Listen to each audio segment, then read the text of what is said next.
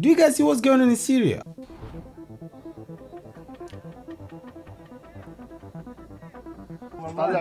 On social media, this video is going viral, showing Syrian government forces forcibly shaving the mustache of an 80-year-old Druze cleric in a deliberate act of humiliation.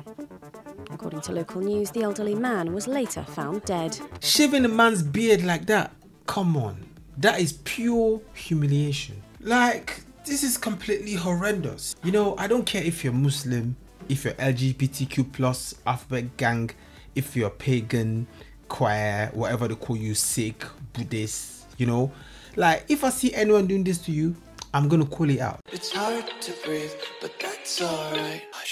Yo guys, it's your boy Shady, one and only, and you are welcome back to Shae Unfiltered. Today guys, we'll be checking out what's going on in Syria with the Druze and why tiny Israel is helping them out. So I received a lot of messages from people and comments saying check out the Druze, you know, and I was wondering, the Druze, yeah? If I'm honest, I had never heard of the Druze, not until this year, about 5-6 weeks ago. I did a little research on them and I realized that they are a Muslim sect with influences from Christianity and Judaism. I mean, like really. But my question is, why is Israel so interested in them? And I received a very interesting comment from Amfry. He said, I'm a Druze Arab from Israel. I started watching your channel's content. It's very interesting that you're trying to show the other side of things that are no longer visible from afar, that the whole world wants to obscure.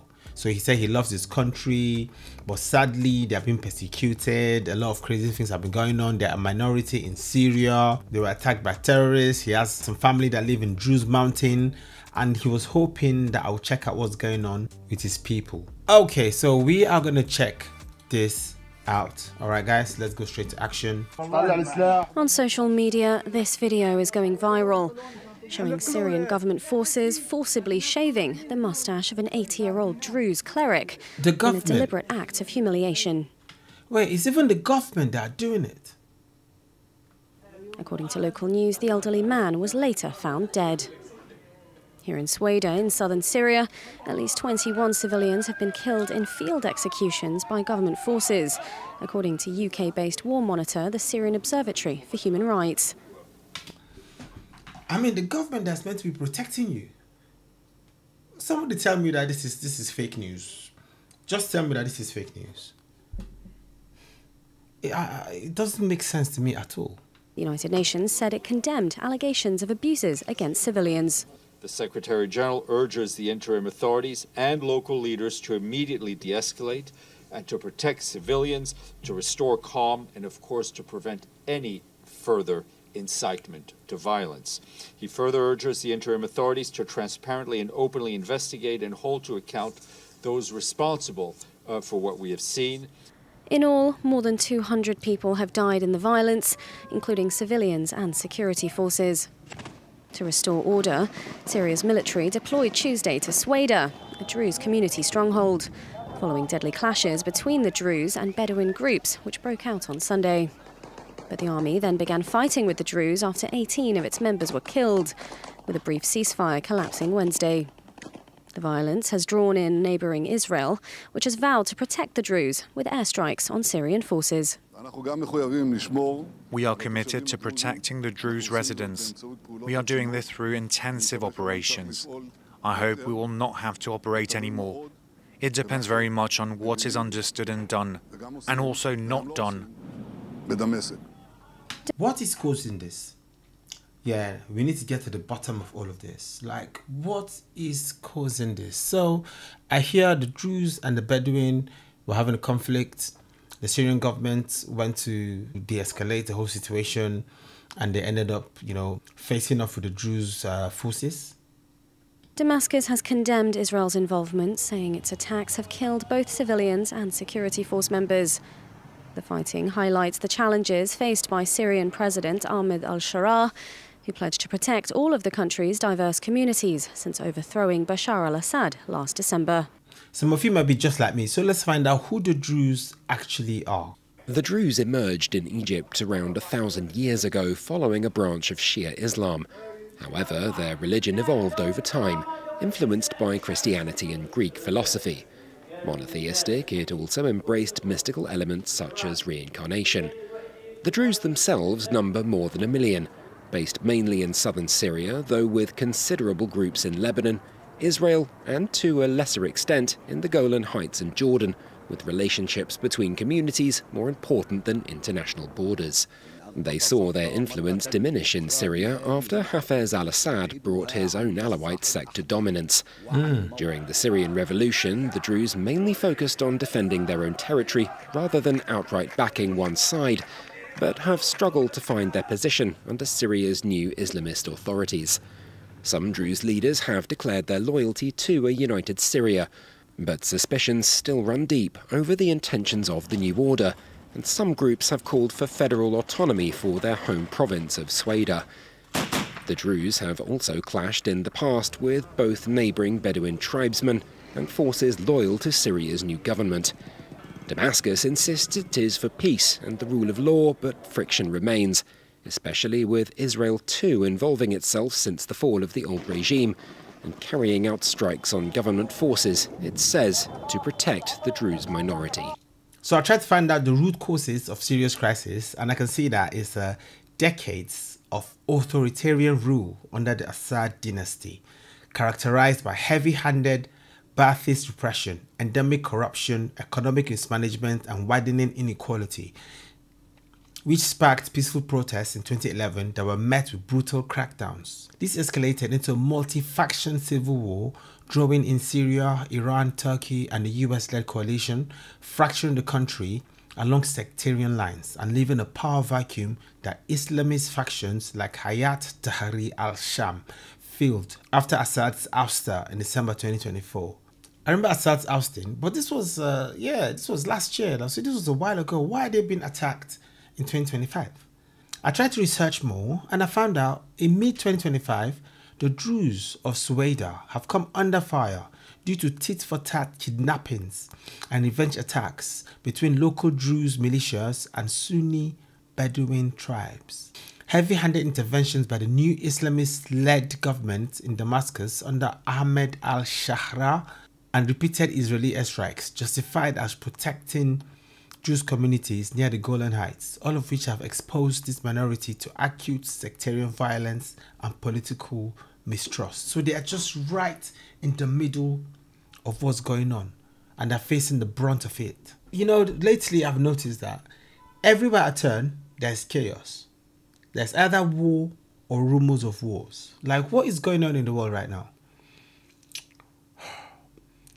From climate change, then to the Israel-Palestine war, protests, people hijacking protests. We have the immigration crisis, we have the woke going crazy, we have the far lefts, and then the far rights, and then we have citizens being called far right.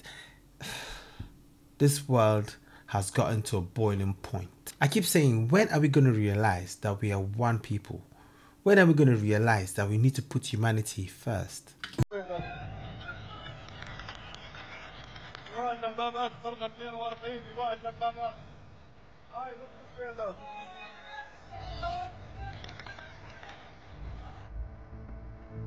Havoc being wrought everywhere.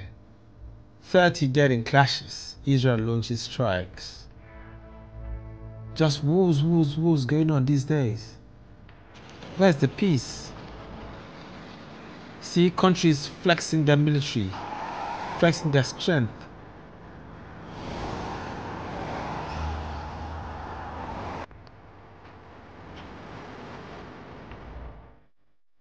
Why is Israel bombing Syria?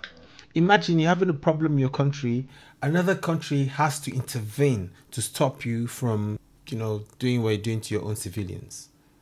To stop from harming your civilians when governments are there to, protect the people. Not over Iran, but to protect the Druze. And who are they? This is the most volatile flashpoint in southern Syria right now. Let's break it down. On Tuesday, Syrian government forces entered Sweda, a stronghold of the Druze community in the country's south.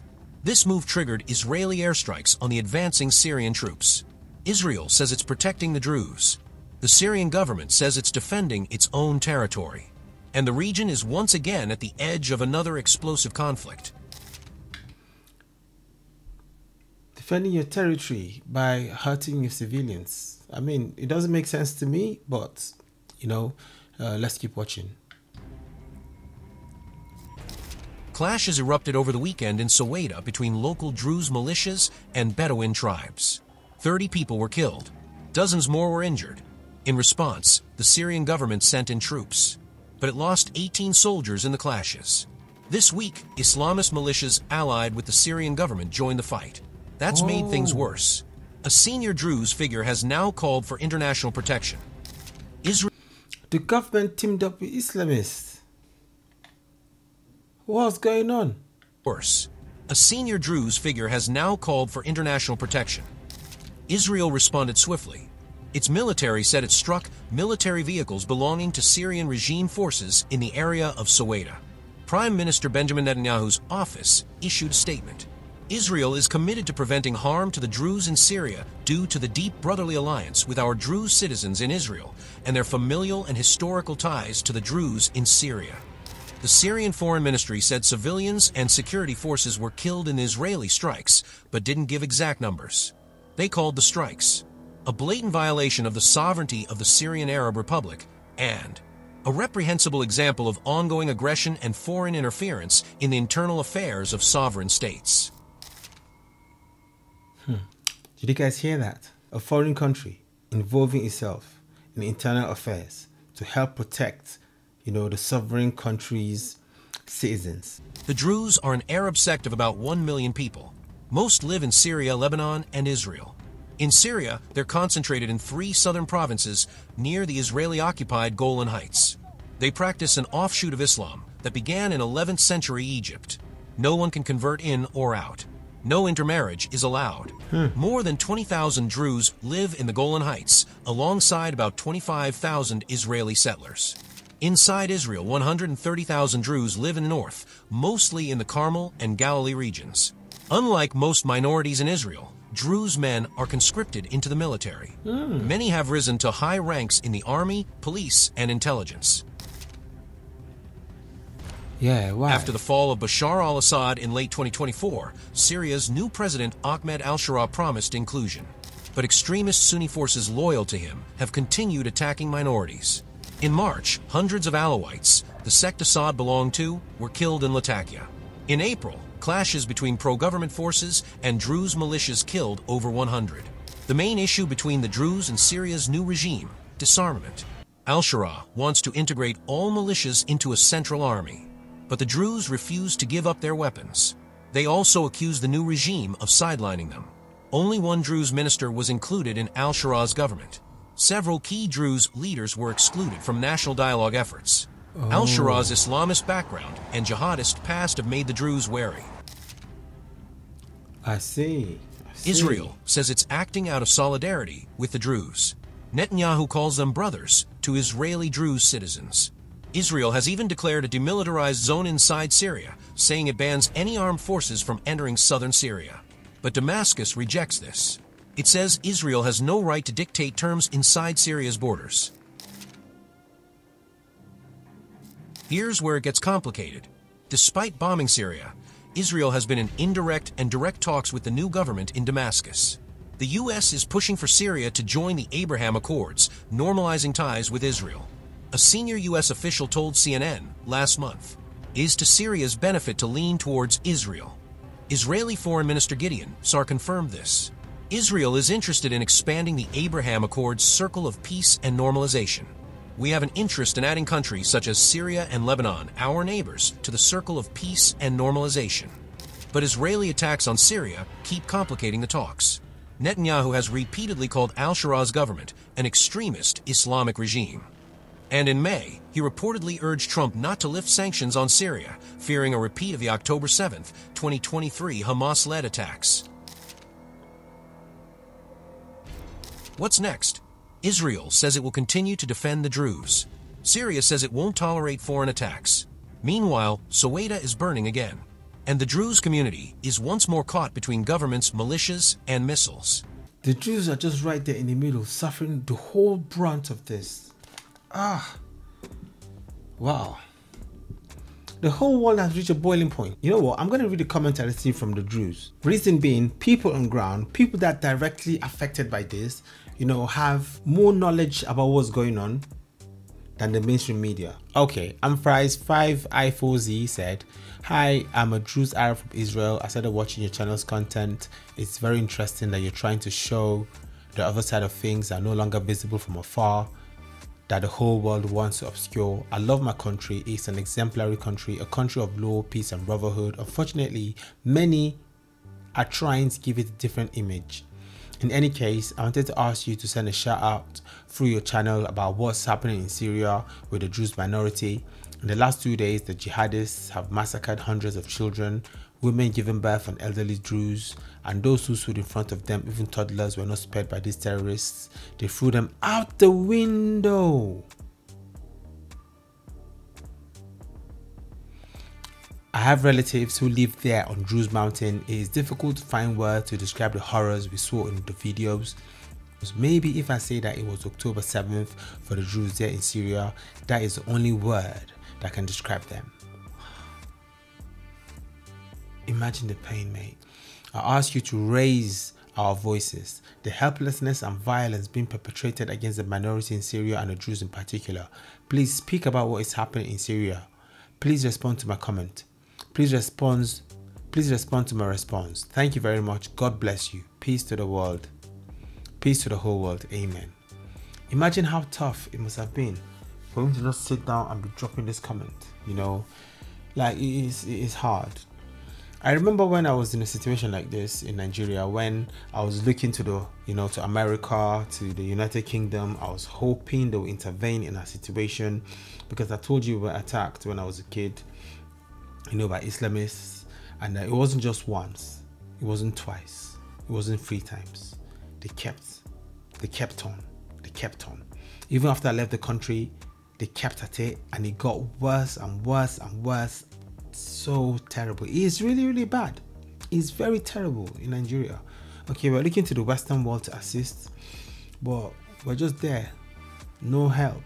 All right, no help. It is sad, so I understand their pain. When you're touched by something like this, by conflicts, you know exactly what you're saying, and truly I do understand. Okay, I do feel you, and I'm glad that this whole thing happening in Syria has caught international attention, and the international body are doing something about it. And I really pray for peace to the whole world. I really pray that this gets sorted sooner rather than later, because there's so much inequality in the world. Do you know how many people get discriminated just because of the color of their skin, because of their faith, because they're different? People just get discriminated for no reason. I believe that if you want to judge anybody, judge them based on their merit.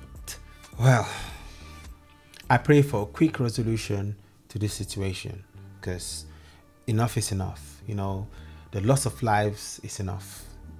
The Druze might be a different religion from me. There might be a different faith. Like I said, you might be a Muslim, you might be a, pagan, a Buddhist, Sikh, Jew, LGBTQI, whatever. At the end of the day, we are still humans, and we need to respect everyone's right to life. We need to tolerate everyone's choices. Love. Peace out. Oh, I love you more than words can say. You are me. Oh, you are the light that shine in my way. You are me. Oh, I love you more than words can say. You are me. Oh, you are the light that shine in my way.